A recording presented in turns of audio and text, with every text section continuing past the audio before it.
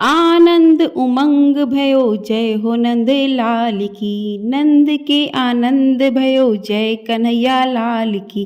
ब्रज में आनंद भयो जय यशोदा लाल की। हाथी घोड़ा पाल की जय कन्हैया लाल की। जय कन्हैया लाल की। हरे कृष्णा राधे राधे। दोस्तों, आप सभी को कृष्ण जन्माष्टमी की हार्दिक शुभकामनाएं। आप सभी के परिवारजनों पर श्री कृष्ण अपनी कृपा सदैव बनाए रखे। आज की वीडियो में आप सुनेंगे कृष्ण जन्माष्टमी की व्रत कथा। तो जो भी भक्त कृष्ण जन्माष्टमी के दिन व्रत करते हैं तो उन्हें इस कथा को भी अवश्य सुनना चाहिए। धार्मिक मान्यताओं के अनुसार भाद्रपद माह के कृष्ण पक्ष की अष्टमी तिथि को भगवान श्री कृष्ण का जन्म हुआ था। इसलिए भाद्रपद के महीने में जन्माष्टमी का पर्व बेहद उत्साह के साथ मनाया जाता है। अगर आप इस शुभ अवसर पर लड्डू गोपाल का आशीर्वाद प्राप्त करना चाहते हैं तो पूजा के दौरान जन्माष्टमी की व्रत कथा को भी अवश्य सुने। इससे साधक की सभी मुरादें पूरी होती हैं। बोलिए जय श्री कृष्णा, राधे राधे। तो साल 2024 में कृष्ण जन्माष्टमी का त्योहार 26 अगस्त दिन सोमवार को मनाया जाएगा। इसी दिन भगवान श्री कृष्ण का जन्म हुआ था। तो इसे भक्त बहुत ही हर्ष और उल्लास के साथ मनाते हैं। इस दिन रात के 12 बजे कृष्णा का पूजन करते हैं, उनको पंचामृत से स्नान करवाते हैं, उनका विधिवत पूजन करते हैं, उनको भोग लगाते हैं, उनके प्रिय भोग। तो इस तरीके से पूजा अर्चना करने के बाद व्रत की कथा को भी अवश्य पढ़ना अथवा सुनना चाहिए।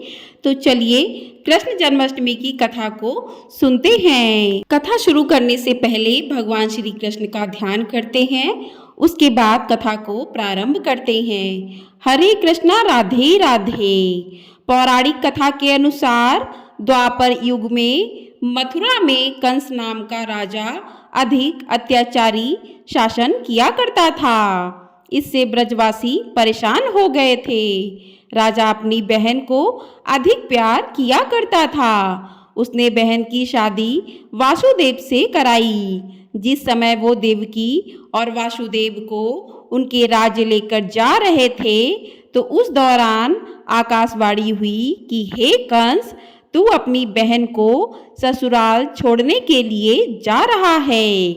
उसके गर्भ से पैदा होने वाली 8वीं संतान तेरी मौत की वजह बनेगी। यह सुनकर कंस को क्रोध आया और वासुदेव को मारने के लिए बढ़ा। ऐसे में देवकी ने अपने पति को बचाने के लिए कंस से कहा कि मेरी जो भी संतान जन्म लेगी मैं उसे आपको सौंप दूंगी। इसके बाद कंस ने दोनों को कारागार में डाल दिया। कारागार में ही रहकर देवकी ने एक एक करके 7 बच्चों को जन्म दिया, परंतु कंस ने सभी संतान को मार दिया। योग माया ने 7वीं संतान को संकर्षित कर माता रोहिणी के गर्भ में पहुंचा दिया। इसके पश्चात माता देवकी ने 8वीं संतान को जन्म दिया। 8वीं संतान के रूप में भगवान विष्णु कृष्ण अवतार के रूप में अवतरित हुए। उसी दौरान रोहिणी की बहन माँ यशोदा ने एक पुत्री को जन्म दिया। इस बीच देवकी के कारागार में प्रकाश हुआ और जगत के पालनहार भगवान विष्णु अवतरित हुए। श्री हरि ने वासुदेव से कहा कि इस संतान को आप नंद जी के घर ले जाओ और वहां से उनकी कन्या को यहाँ ले आओ। वासुदेव ने प्रभु के आदेश का पालन किया। नंद जी के यहाँ से उनकी नवजात कन्या को लेकर वापस आ गए। जब देवकी के भाई कंस को 8वीं संतान होने की खबर मिली तो वह तुरंत कारागार पहुंचा और देवकी से कन्या को छीनकर नीचे पटकना चाहा, परंतु वह कन्या उसके हाथ में से निकलकर आसमान की ओर चली गई। इस दौरान कन्या ने कहा कि हे मूर्ख कंस, तुझे मारने वाला जन्म ले चुका है और वह वृंदावन पहुंच गया है। अब तुझे तेरे पापों की सजा अवश्य मिलेगी। वह कन्या कोई और नहीं, स्वयं योग माया थी। तो इस प्रकार से श्री कृष्ण के जन्म की कथा पूर्ण होती है।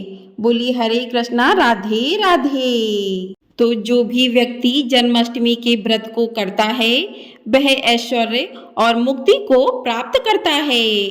कहते हैं कि जो भी भक्त एकादशी का व्रत नहीं करते हैं, यदि वो जन्माष्टमी का व्रत करते हैं तो उन्हें एकादशी के व्रत के बराबर पुण्य फल की प्राप्ति होती है।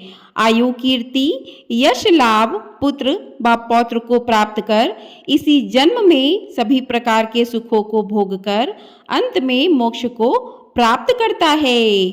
जो भी मनुष्य भक्ति भाव से श्री कृष्ण की इस कथा को सुनता है उसके समस्त पाप नष्ट हो जाते हैं और वे उत्तम गति को प्राप्त करते हैं। बोलिए हरे कृष्णा, राधे राधे। आइए अब करते हैं कृष्ण जी की आरती। आरती कुंज बिहारी की, श्री गिरधर कृष्ण मुरारी की। गले में बैजंती माला, बजावे मुरली मधुर बाला।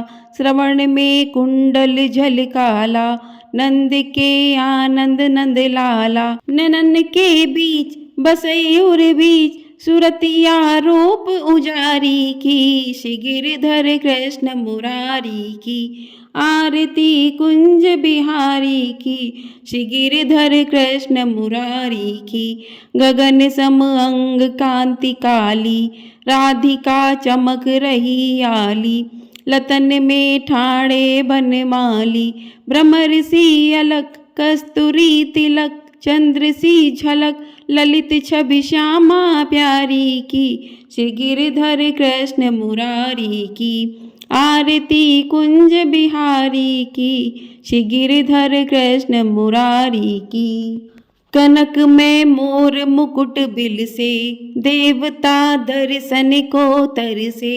गगन सो सुमन राशि बरसे, बजे मुरचंग मधुर मृदंग। ग्वाल निन संग अतुल रति गोप कुमारी की। श्री गिरधर कृष्ण मुरारी की। आरती कुंज बिहारी की, श्री गिरधर कृष्ण मुरारी की। जहाँ ते प्रकट भई गंगा, कलुष कलिहारिणी श्री गंगे। स्मरण ते होत मोह भंगा, बसी शिव शीस जटा के बीच। हरे अग कीच चरण छवि श्री बनवारी की। श्री गिरधर कृष्ण मुरारी की। आरती कुंज बिहारी की, श्री गिरधर कृष्ण मुरारी की। चमकती उज्ज्वल तट रेणु, बज रही वृंदावन वेणु। चहु दिशि गोपी ग्वाल धेनु, हसत मृदु मंद चांदनी चंद। कटत भव फंद टेर सुनि दीन दुखारी की। श्री गिरधर कृष्ण मुरारी की। आरती कुंज बिहारी की, श्री गिरधर कृष्ण मुरारी की।